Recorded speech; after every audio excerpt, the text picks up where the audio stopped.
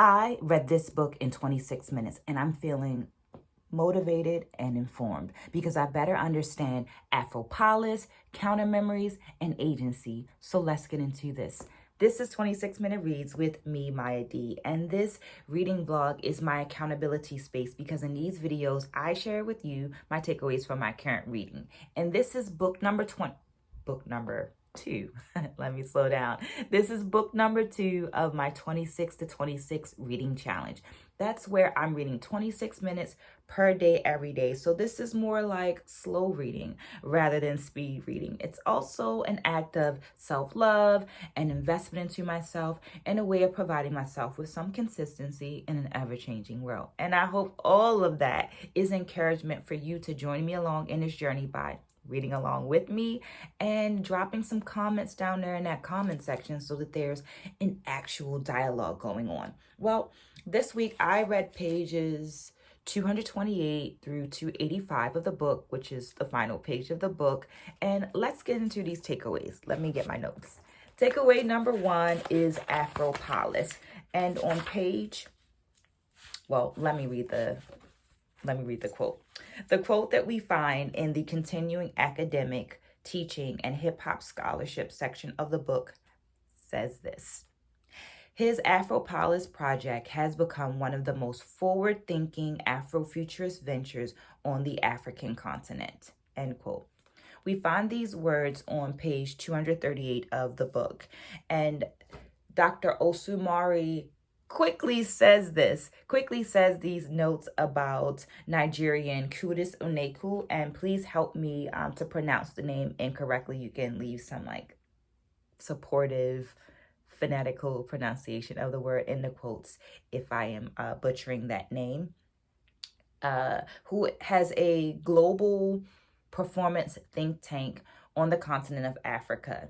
And I say that this is a quick introduction because she then follows this dropping of this term and this Afropolis with letting us know that she's going to return to this information in chapter 9 of the book in a section more specifically titled We Got Next. And I love the play on both the words Afropolis and We Got Next. In that section, that We Got Next section, the author, offers us these really deep questions like, will these earth-shifting health and racial justice cries wake us up or move us forward? Or will we dig deeper into entrenched ignorance and racism that weighs us down? So we get these deep questions, and then we get offered light by the end of the tunnel because Dr. Osumari then offers us information about Afropolis and also artists who have done and are doing the work to move us into an Afrofuture. Now, there's going to be a bit of repetition on my part because I've said it and it still rings true that reading these books introduced me to events that I would not know about otherwise, right? And I am very interested in this think tank, this Afropolis, and the possibilities that it might offer me as a creative, as an artist, and also how it might help me to better understand my navigation of society. Have you ever been to Afropolis? Let me know in the comments below as we move on to takeaway number 2, which is counter memories. On page 257 of the book, we find these words, and I quote, "It has been necessary to assemble counter memories that contest the colonial archive," end quote. These words can be found in the Afro-Present, Becoming the Afrofuture section of the book. And while reading this section of the book, I learned that Mark Derry, a white pop culture critic, coined the term Afrofuturism in 1994 to describe the speculative fiction that addresses African-American themes and concerns within the world of the 20th century. And to be honest, I felt some kind of way. I felt like this was another example of somebody outside of my community creating a term to describe something that is inside of my community. And I encourage you to respectfully drop your ideas around that in the comments below. Of course, there was a response to that, and there was that came in the way of people uplifting groups like the labels and George Clinton's group as examples of Afrofuturism approaches that were experienced decades before 1994. Simply put, we were doing the thing before 1994. Dr. Osumari goes on to introduce us to British Ghanaian scholar and filmmaker Kadowu Eshun, who reminds us of Africa's position in relation to modernity, offering us examples like Nkrumah's Pan-African movement and Leopold's Negritude movement as examples of futuristic thought. These counter memories are also offered in the writings of Toni Morrison that also positions African Americans as a site of modernity, all of which is important because these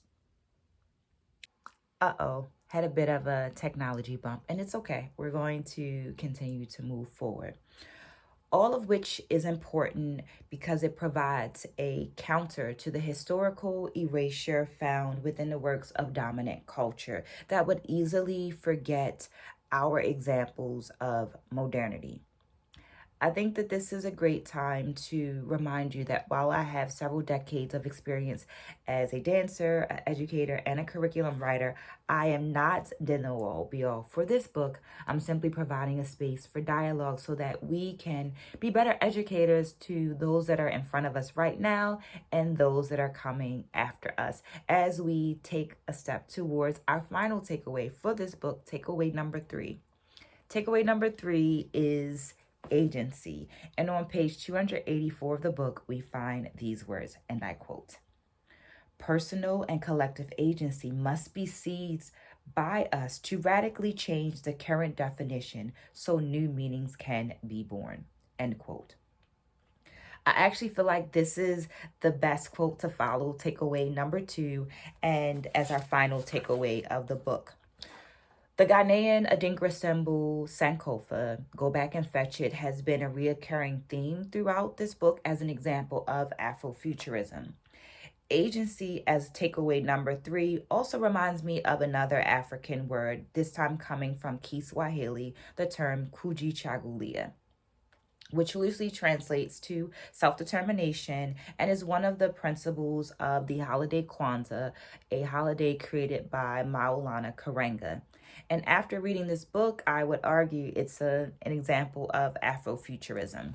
In my younger days, celebrating Kwanzaa, we would sit around the Kinara and we would sing about the principles. And when we got to this Kujichagulia principle, I remember singing about knowing ourselves and naming ourselves, which speaks to having agency over ourselves. This previous quote is taken from one of the last paragraphs of the book. And in this section of the book, Dr. Osumari, Dr. Halifu, is reflecting on not just the writing of the memoir, Dancing in Blackness, which we read, and I'll leave a link to that series in the descriptions, but also thinking back and realizing that the seeds for this current book, this Dancing the Afrofuture, was present in one of the speeches that she gave in 2020, more specifically during a Dance Studies Association where she received an award for distinction in dance.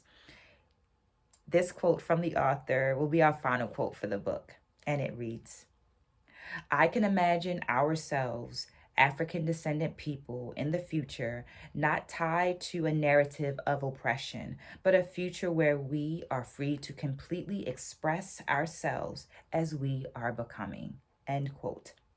it would seem that as a creative person that I would have agency not only to create art, but to create the type of life that I want to live. This book has given me one more reason to intentionally create a life that is not tied to a narrative of oppression, that exemplifies the counter narratives of both a beautiful present and an unimagined beautiful future. But what are your thoughts? Let me know in the comments below. I'm also looking for a new book to read. So you can drop the title of a book in the comments below, or just drop a book emoji so that I know that you are here with me. This has been 26-minute reads with me, Mya D. I appreciate you staying around to the end. There are a lot of great things in those details below. Give them a check. Like and subscribe if you liked this video or found it insightful or interesting in any other kind of way. Stay blessed, stay amazing, spread a good word, and I'll see you again soon. Take care.